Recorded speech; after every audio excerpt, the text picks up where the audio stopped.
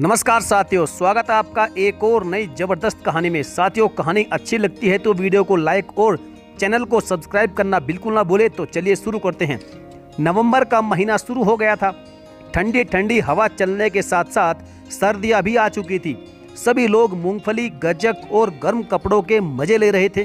लेकिन इन सब के बीच मोनिका अपने ड्रेसिंग टेबल के सामने खड़ी होकर कुछ शॉर्ट ड्रेसेस को शरीर पर लगाकर देखते हुए कहती है, यह वाला अच्छा है, नहीं यह वाला ज़्यादा अच्छा है। उफ, मेरे पास इतने सारे शॉर्ट ड्रेसेस हैं, मुझे तो कुछ समझ नहीं आता। मैं तो खुद ही पजल हो जाती हूँ, कौन सा पहनूं और कौन सा ना पहनूं। चलो यही वाला पहन लेती हूँ, वैसे भी एक ही बार पहना है। हाँ यही ठीक है, फाइनल करते हैं इसे। इतना कहकर मोनिका जल्दी से ब्लू कलर का एक शॉर्ट ड्रेस निकालकर पहनकर रेडी हो जाती है और नाश्ता करने के लिए हॉल में जाती है, जहां उसकी मां सुनीता और उसका भाई रुद्र उसे देखकर कहते हैं, अरे यह क्या है। तभी मोनिका कहती है कि क्या हुआ, तुम्हें कौन सा करंट लग गया। तभी मां सुनीता कहती है कि अरे इतनी सर्दी हो रही है और तूने यह क्या पहन रखा है। हाँ दीदी, फैशन के चक्कर में तुम्हें न्यूमोनिया हो जाएगा, जाओ जाकर अच्छे से कपड़े पहन लो। मोनिका कहती है, अरे क्या है, कितना अच्छा तो ड्रेस है, देखो मुझे सर्दियों में भी शॉर्ट ड्रेस पहनना बहुत अच्छा लगता है। तुम मुझे कुछ मत कहो, मैं अपना ड्रेस नहीं बदलने वाली।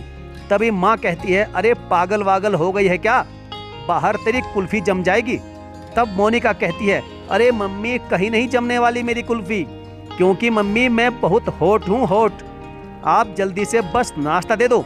तभी भाई रुद्र कहता है, देखो दीदी मम्मी बिल्कुल सही कह रही है, बात मान लो, बड़े फायदे में रहोगी, वरना क्या फायदा कि हमें आपको कबाब की तरह आग पर घुमाना पड़े। तब मोनिका कहती है, अरे तू नाश्ता कर ले चुपचाप, समझ में आ गया, मुझे ज्ञान मत बांट। और माँ आप मुझे नाश्ता दे रही हो या नहीं, या फिर मैं बिना नाश्ता किए ही चली जाऊं। तब माँ कहती है, हाँ हाँ दे रही हूँ, ज्यादा क्यों बक बक कर रही है। इतना कहकर सुनीता जल्दी से मोनिका को नाश्ता देती है और मोनिका फटाफट से नाश्ता करके घर से कॉलेज के लिए निकल जाती है। कॉलेज के सभी लड़के लड़कियां सर्दियों में उसे शॉर्ट ड्रेस में देखकर घूरने लगते हैं। तभी मोनिका की दोस्त रिया उसके पास आती है और मोनिका उससे कहती है, देख रिया, मैं कितनी हॉट एंड सेक्सी लग रही हूँ, लड़के तो लड़के, लड़कियां भी मुझे ताड़ रहे हैं। तभी रिया कहती है, ओए बहम की दुकान, वो तुझे नहीं बल्कि तेरी शॉर्ट ड्रेस को देख रहे हैं और तुझे पागल समझ रहे हैं, क्योंकि तूने मौसम के ऑपोजिट कपड़े पहने हुए हैं। तब मोनिका कहती है, अरे बेबी इसे स्टाइल कहते हैं, और वैसे भी जो चीज़ लोगों की समझ से परे होती है ना, वो उसे पागल या फिर बेकार ही कहते हैं। रिया कहती है, हाँ हाँ ज्ञान और फैशन की देवी तो तू है ही, चल क्लास में चल, आई बड़ी ज्ञानचंद की बेटी। इतना कहकर रिया मोनिका का हाथ पकड़कर उसे क्लासरूम में ले जाती है। ऐसे ही वक्त गुजरता जाता है। हर दिन के साथ ठंड भी बढ़ती जा रही थी, लेकिन मोनिका का शॉर्ट्स पहनना जारी था। ऐसे ही एक दिन मोनिका रिया के घर जाने के लिए रुद्र के पास आती है और उससे कहती है, ओए क्या कर रहा है। स्विमिंग कर रहा हूँ दीदी। अच्छा तू सर्दी में नहा ले, वही बहुत बड़ी बात है, आया बड़ा स्विमिंग करने वाला। रुद्र बोला, बोलो दीदी क्या काम है आपको मुझसे। तब मोनिका उसे कहती है, चल खड़ा हो और मुझे बाइक पर रिया के घर तक छोड़ कर आ जा। तभी रुद्र कहता है, दीदी ये लो चाबी और खुद बाइक चलाकर ले जाओ, मैं कहीं नहीं जा रहा। तभी वह कहती है, अरे गधे, अगर मुझे बाइक चलानी आती तो मैं तुझे क्यों कहती, और क्यों नहीं जा रहा वैसे तू। रुद्र कहता है, अरे दीदी देख रही हो ना कि बाहर कितनी सर्दी हो रही है, पता भी है कि बाइक चलाते वक्त कितनी सर्दी लगती है, हवा के ठंडे ठंडे थप्पड़ सीधे गाल पर आकर लगते हैं। मोनिका कहती है, अच्छा दुनिया की सारी सर्दी तुझे ही लग रही है क्या, मुझे देख मैंने कितना बढ़िया ड्रेस पहना है, वह भी शॉर्ट, और एक तू है कि दसियों कपड़े पहनकर बैठा है और फिर भी बाहर जाने में घबरा रहा है। देखो दीदी तुम्हारा तो मुझे पता नहीं, तुम तो आधी पागल हो, ठंड में मैं नहीं जा रहा कहीं भी। मोनिका कहती है, अच्छा अभी बताऊं क्या मम्मी को जाकर कि उनका लाडला बेटा फोन में काम करने के बहाने गर्लफ्रेंड से चैटिंग करता है। तभी रुद्र कहता है, क्या है दीदी, चल रहा हूं रुको। इतना कहकर रुद्र जल्दी से उठता है और बाइक की चाबी उठाकर फटाफट से मोनिका को ठंड में ठिठुरता हुआ रिया के घर छोड़ने जाता है। और जैसे ही मोनिका बाइक से नीचे उतरती है तो रुद्र से कहती है, ओए सुन, जब मैं तुझे कॉल करूँ ना तो शाम को लेने आ जाना, ठीक है? तभी रुद्र कहता है कि बहन, छोड़ दिया तुझे इतना काफ़ी नहीं है क्या? ओला बुक करके आ जाना। मोनिका कहती है, इतने पैसे नहीं है मेरे पास, चुपचाप बाइक लेकर आ जाना, नहीं तो पता है ना। हाँ हाँ दीदी, ठीक है, आ जाऊँगा। चल ठीक है, अभी तू जा, ओके बाय।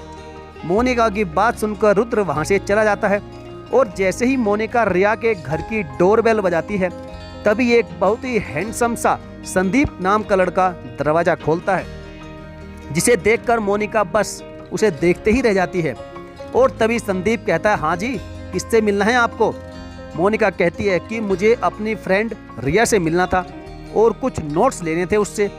संदीप कहता है कि रिया तो मार्केट में गई हुई है, अभी आने ही वाली है, तब तक आप अंदर आइए, अंदर बैठिए। मोनिका उसका शुक्रिया अदा करती है और उससे पूछती है कि वैसे आप कौन हैं? जी मैं रिया का कजन हूँ और मेरा नाम संदीप है। मोनिका कहती है, मेरा नाम मोनिका है। तभी संदीप कहता है, जी आपसे एक बात पूछ सकता हूँ क्या? हाँ जी बिल्कुल पूछिए। यह आपने सर्दियों में शॉर्ट ड्रेस क्यों पहन रखा है? आपको ठंड नहीं लग रही है क्या? मोनिका कहती है कि हाँ हाँ, आप ऐसा ही कुछ कह सकते हैं, बाकी मुझे शॉर्ट ड्रेस पहनना बहुत पसंद है, फिर चाहे मौसम सर्दी का हो या फिर गर्मी का हो। संदीप कहता है कि वैसे ऐसा करना बिल्कुल गलत है, इससे आपकी सेहत को नुकसान हो सकता है। खुद को बोल्ड दिखाने के चक्कर में कहीं आप अपनी सेहत से कोई बड़ा हर्जाना मोल मत ले लेना।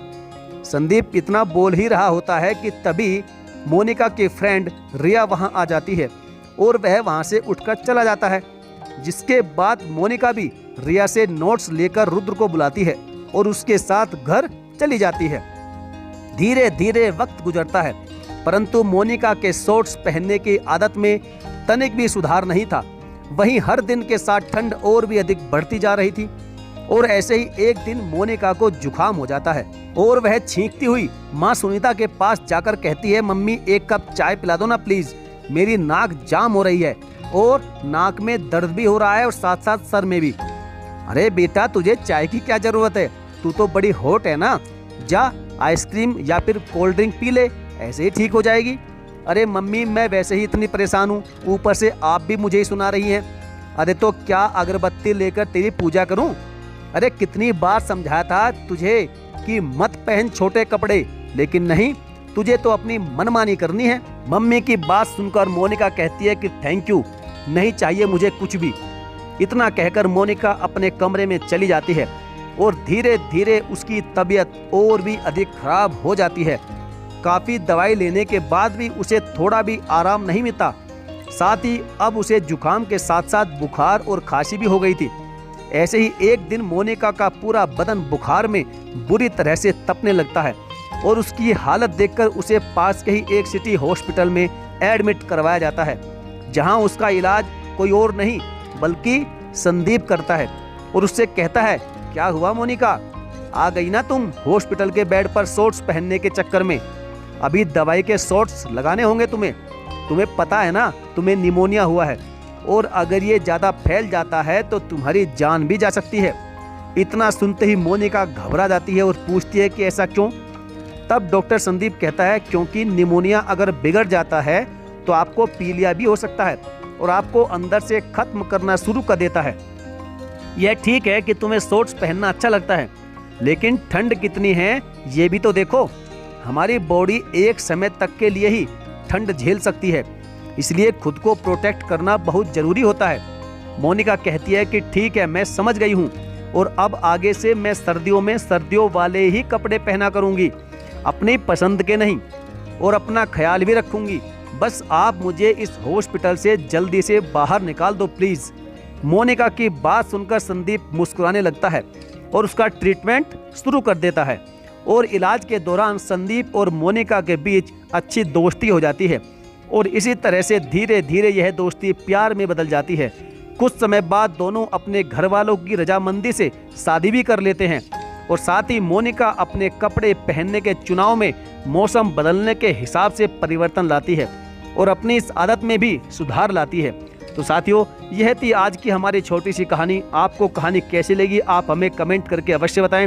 और हाँ, यदि आपने अभी तक हमारे चैनल को सब्सक्राइब नहीं किया है तो प्लीज़ सब्सक्राइब करके बेल आइकन को जरूर से जरूर प्रेस कर लीजिएगा। तो चलिए साथियों, मिलेंगे फिर और किसी दमदार कहानी में। तब तक के लिए धन्यवाद। जय हिंद।